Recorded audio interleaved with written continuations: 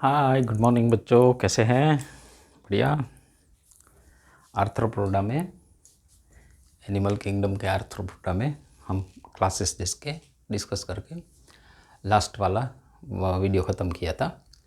अभी आगे वाले हम थोड़े थोड़े एक एक रिप्रेजेंटेटिव एनिमल्स सारे में देखेंगे। तो इसका जो एक क्लास है वो है ओनिकोफोरा।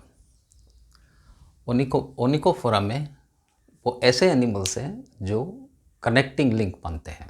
तो एक वर्ड यहाँ पे क्लियरली समझ लीजिए, कनेक्टिंग लिंक और मिसिंग लिंक। जो जिंदा है, अभी प्रेजेंट है, मौजूद है, उसको हम कनेक्टिंग लिंक में गिनते हैं। जो पास्ट में इसके फॉसिल्स पर से डिराइव किए गए हैं, पॉसिबिलिटी है कि ये हो सकते थे, उसको हम मिसिंग लिंक बोलते हैं। मतलब वो एट प्रेजेंट उस तरह के एनिमल या प्लांट है नहीं। तो इसके पेरिपेटस है, वो पेरिपेटस है, इस टाइप के एनिमल्स आते हैं उसमें। इसको कनेक्टिंग लिंक क्यों बोलते हैं? क्योंकि उसके पास दोनों के कैरेक्टर मौजूद है। रखे हैं हमने आर्थ्रोपोडा में, लेकिन बहुत से एनेलिडा के कैरेक्टर मौजूद है। तो एनेलिडा के कैरेक्टर भी मौजूद है और आर्थ्रोपोडा के कैरेक्टर भी मौजूद है। इसके लिए हमें इसे कनेक्टिंग लिंक में रखा हुआ है। तो आर्थ्रोपोडा के कौन से कैरेक्टर है और एनेलिडा के कौन से कैरेक्टर है? तो पहले देखते हैं कि एनेलिडा के कौन से कैरेक्टर इस एनिमल में है। जैसे मैंने ये ड्रॉ किया है पेरिपेटस, तो इसमें बाहर से थोड़ा सेगमेंटेशन दिखता है इस तरह से। बाहर से यू कैन विजुअलाइज सेगमेंटेशन, जो कि एनेलिडा की कैरेक्टर है। दूसरा, आर्थ्रोपोडा में अपेंडिजेस है वो जॉइंटेड रहते हैं, मतलब छोटे छोटे पीसीस है जो एक जगह से जॉइंट होते हैं। जबकि ये अपेंडिजेस जो पेरिपेटस के हैं वो इसके बॉडी से निकलते हैं और जॉइंटेड नहीं है। तीसरा, इसका जो एक्सक्रीशन है वो नेफ्रिडिया से होता है, जबकि आर्थ्रोपोडा में Malpighian tubule is a normal mode of excretion. जो एक्सक्रीशन होता है वो हमेशा माल्फिजियन ट्यूब्यूल से ही होता है, अगर वो इंसेक्ट या एनिमल आर्थ्रोपोडा से बिलोंग करता है। तो आर्थ्रोपोडियल कैरेक्टर क्या है? तो ऑब्वियस है, क्योंकि आर्थ्रोपोडा में रखा है तो आर्थ्रोपोडा के कैरेक्टर तो होंगे ही। तो बॉडी कैविटी है इसकी हीमोसिल से भरी है, और रेस्पिरेशन के लिए वो इसके पास ट्रेकिया है। हमने देखा कि एनेलिडा में रेस्पिरेशन के लिए उसके पास क्यूटेनियस, मतलब कोई स्ट्रक्चर था ही नहीं, क्यूटेनियस नॉर्मल रेस्पिरेशन था, लेकिन इसमें ट्रेकिया है। तो और बॉडी कैविटी हीमोसिल से भरी हुई है। तो इस वजह से ओनिकोफोरा को कनेक्टिंग लिंक बोलते हैं और पेरिपेटस को वॉकिंग वर्म ऐसा नाम भी देते हैं। दूसरा फाइलम लेते, इसका दूसरा क्लास लेते हैं इस फाइलम का, वो है क्रस्टेशिया। क्रस्टेशिया में बहुत सारे एनिमल्स आपने देखे होंगे, किसी ने तो खाए भी होंगे, क्योंकि मोस्टली ये एडिबल्स हैं। क्रैब्स खाने वाले भी लोग हैं, फिर ये पेलेमोन भी खाने वाले लोग हैं। तो ये जो फाइलम है वो मोस्टली एक्वेटिक में मिलते हैं। तो इसके लिए इसके पास जो रेस्पिरेशन है वो ब्रैंकियल, यानी कि उसके पास रेस्पिरेशन के लिए गिल्स होते हैं। अभी इसका रिप्रेजेंटेटिव एनिमल देखते हैं, इसको बोलते हैं प्रॉन्स। नॉर्मल लैंग्वेज में उसको प्रॉन्स बोलते हैं, और अपने बायोलॉजिकल लैंग्वेज में इसको पेलेमोन ऐसा बोलते हैं। तो ये अपना रिप्रेजेंटेटिव एनिमल है पेलेमोन। ये वाला है पेरिपेटस, जो कि ओनिकोफोरा से बिलोंग करता है। तो ये जो पेलेमोन है उसका जो हेड है और थोरैक्स, ये दोनों पार्ट मर्ज हो गए हैं, और हेड और थोरैक्स से ये पूरा रीजन मर्ज होकर सिफेलोथोरैक्स बन गया है, और एब्डोमेन सेपरेट है, और उसके ऊपर एक बड़ा पीस लगा है जिसको बोलते हैं कैरेपेस।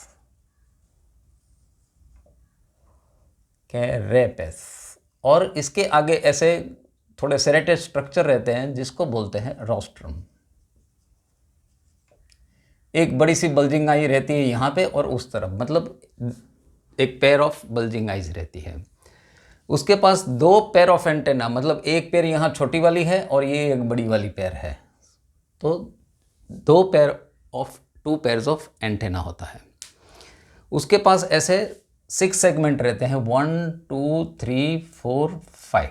और इसके पास ये जो अपेंडिजेस है वो स्विमिंग के लिए काम लगते हैं, और ये जो लेग्स है वो जॉइंटेड होते हैं। नॉर्मली 5 पैर होते हैं, लेकिन there can be 6, there can be 4 as well. तो ये फिक्स नंबर नहीं है इसका लेग्स का। और ये जो प्लियोपोडिया जो स्विमिंग के लिए जो स्ट्रक्चर है,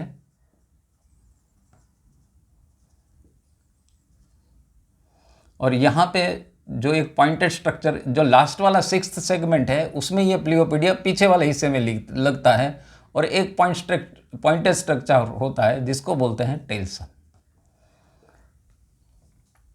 तो ये हुई अपनी प्रॉन्स की कहानी। इसके सेक्स है वो सेपरेट है, मेल और फीमेल आप इजीली डिस्टिंग्विश कर सकते हैं।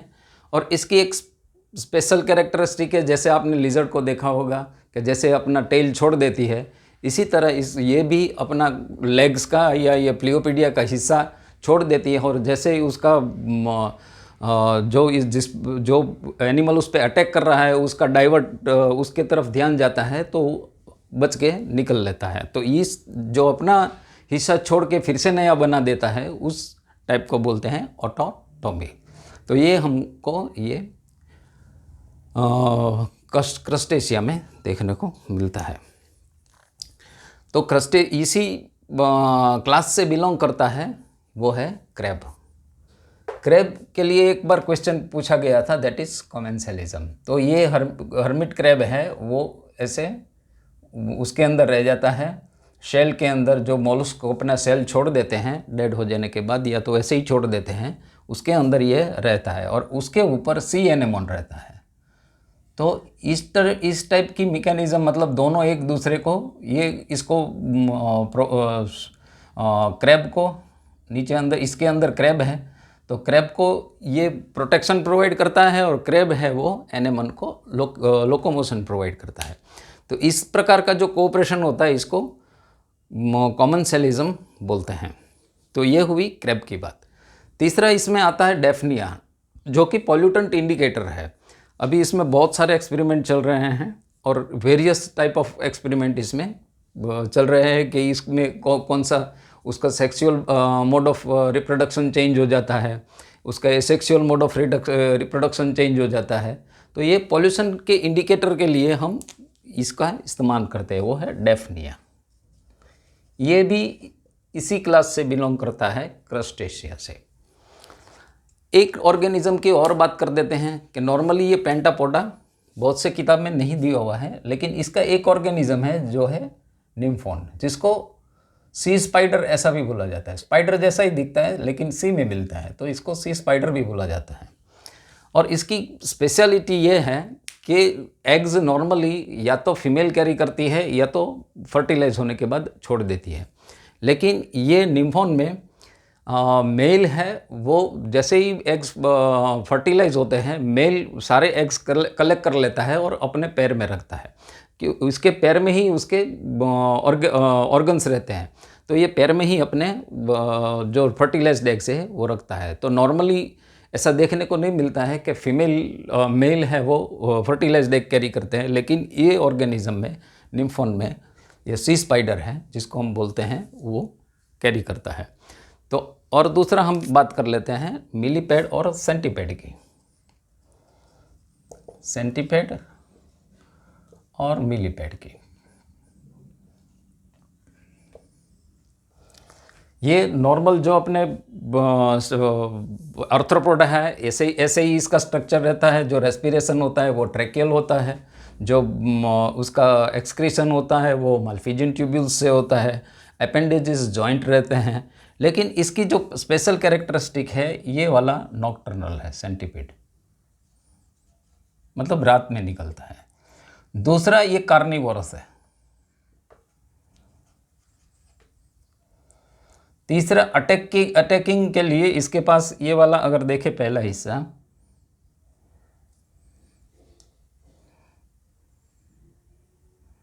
ऐसे बहुत सारे सेगमेंट होते हैं ये ऑर्गेनिज्म के।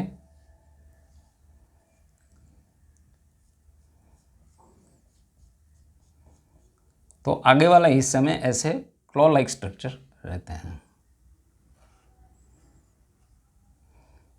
और यहाँ पे आइस रहती है, और हर में एक एक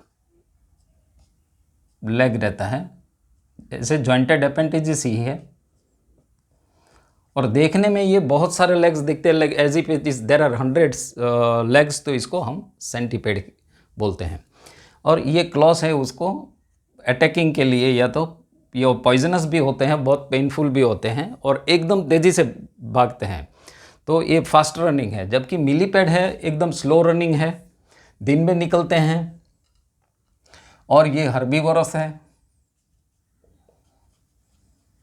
और इसके हर एक सेगमेंट पे, ये सेगमेंट में जैसे एक निकलता है तो ऐसे दो दो निकलते हैं।